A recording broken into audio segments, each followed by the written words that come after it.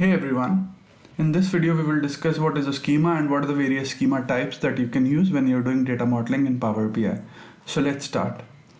So what's a schema? That's where we want to start with. A schema refers to the logical framework of tables in a data set. It identifies the underlying data structure. It helps in efficient data analysis, data visualization and meaningful insights. So you have underlying data and how you structure it is basically what forms your schema. So that's pretty much what it is, and then when you take that structure and then you start building visualizations on top of it to get insights from your data. So that's pretty much what a schema is. So let's start. And what are the options we have available? Sorry, just going to move slightly slowly here.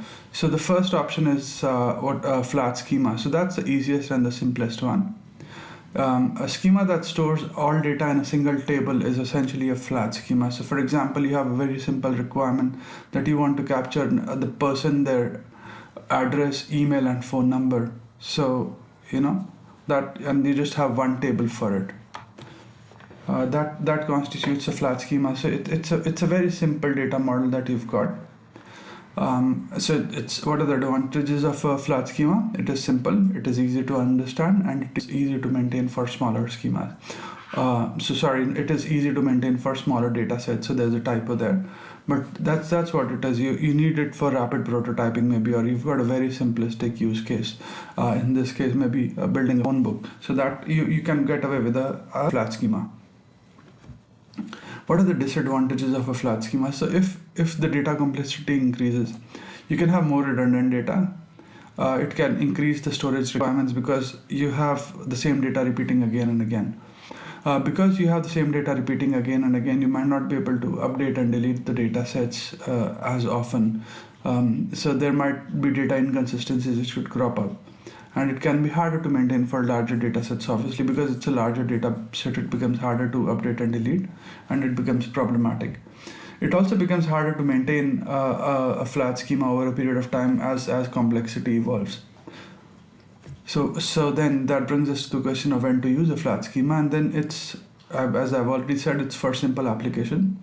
So if you're doing rapid prototyping or building a proof of concept, just to get some value proposition before you can actually embark on a project, you can start with that. Or there are no complex relationships in a transaction, or there are no transactions at all. It's just a person and their relevant phone number maybe. So you can just have a flat schema there. Moving on. So then the next schema, you evolve down and you build more complicated data models, you come to a star schema. So a star schema looks like a star with the fact table in the middle and the dimension tables on the side. So you've got the fact table in the middle, the dimension tables on the side.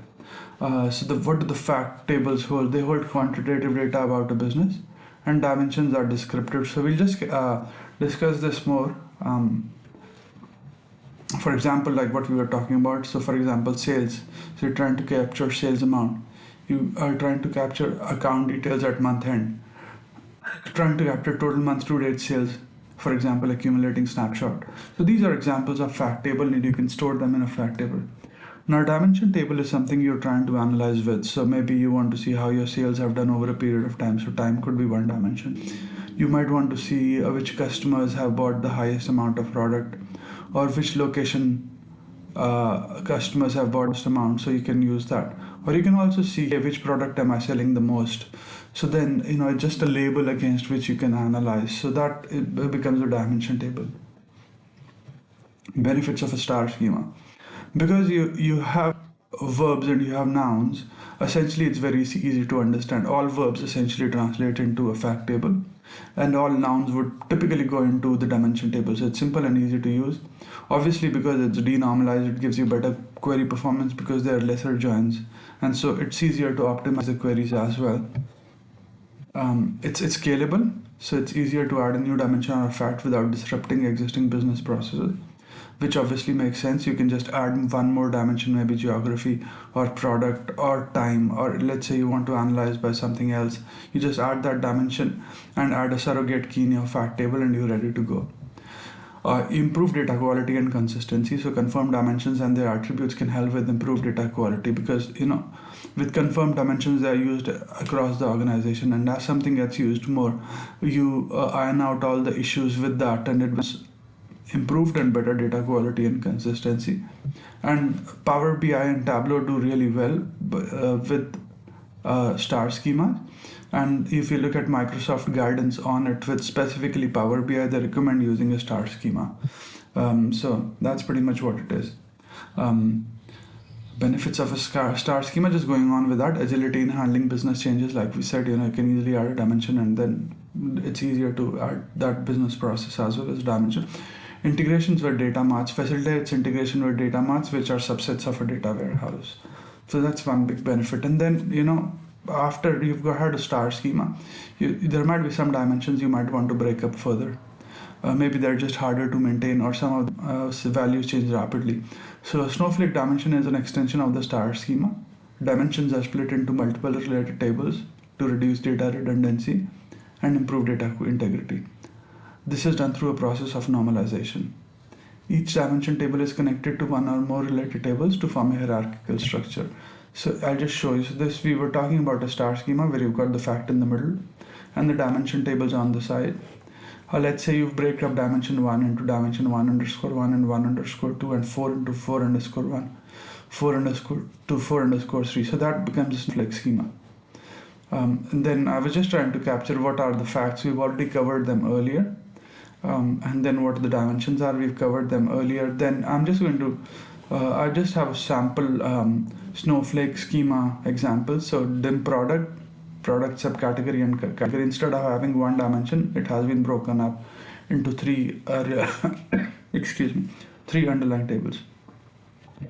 So benefits of a Snowflake schema: reduced redundancy due to normalization, improved data integrity due to normalization, greater flexibility as new tables can be added easily, or you can add even you have more support for hierarchies as well, so that makes it easier to add a hierarchy structure in. Obviously, because it's normalized relative to a star schema, it's more efficient storage. It's easier to maintain. You can just look at one specific hierarchy and level of hierarchy and make changes or tweaks to it. So obviously it has better support for hierarchical data. Now what schema to select? So flat schema is simple and easy to work with, but may not scale up. Star schema is the most popular option, offers reduced redundancy. However, it may be difficult with complex dimensional structure. So you could have very rapidly changing hierarchies as well. So this becomes slightly harder to have a star schema. Snowflake schema offers greater flexibility than the star schema. However, this can be harder to understand and can result in more complicated queries. So obviously, if you've got more tables, it's always harder to understand than one table. And the more joins you have, the longer or the less optimized a query could be. So which schema should you select? Well, there's no right answer. Sorry, you might have thought I'd give you an answer, and there's no right answer. It basically, understanding the correct schema type is very important for optimal database design. So the flat schema is simple and easy to work with. Star schema works really well with large data sets and complex models, but it might not do well if your hierarchy is rapidly changing, or the structure keeps changing. Snowflake schema offers greater flexibility and improved data integrity through normalizing the dimension tables. However, it can be more complicated than the star schema to understand. So you have to look at your situation, you have to do a requirement analysis, and you have to look at data complexity. And then you also have to look into the future a bit and say, how complicated could it get 3 years from now or 5 years from now? My thumb rule normally is that things normally start out fairly simplistic and then they become very complicated as they go along. So your underlying data model should be able to support it. So always design for complexity. So always take that into consideration. But there might be cases where you might have throwaways, like you just call it a throwaway. I'm going to do a POC where I just want to do is show that there is value to this report before I actually build a project. So in that case, you could have a flat schema as well. So there's no right answer. Depends on your situation. Do a requirement analysis, gaze a bit into the future, and then probably just select the schema that works best for you. So long video, but I hope you find this useful, and let me know if you would like me to take any specific topics. Cheers, bye.